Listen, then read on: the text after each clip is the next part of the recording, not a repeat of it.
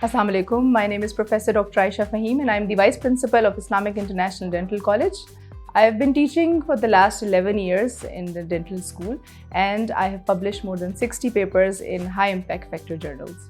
Islamic International Dental College is truly one of the finest dental institutions in the country. What sets IIDC apart is the exceptional foreign qualified faculty members. We have a lot of clinicians, specialists and researchers from around the world, where they bring their global impact into the classroom and clinics. IIDC offers an environment where students get hands-on clinical experience from the first year of dental school. Students are actively engaged in clinical research and otherwise research, which is why our students actively participate in national and international conferences.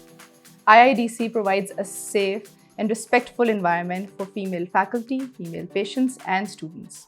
With a lot of experienced female clinicians at its core, it is a place where females can truly thrive, lead, and feel fully supported.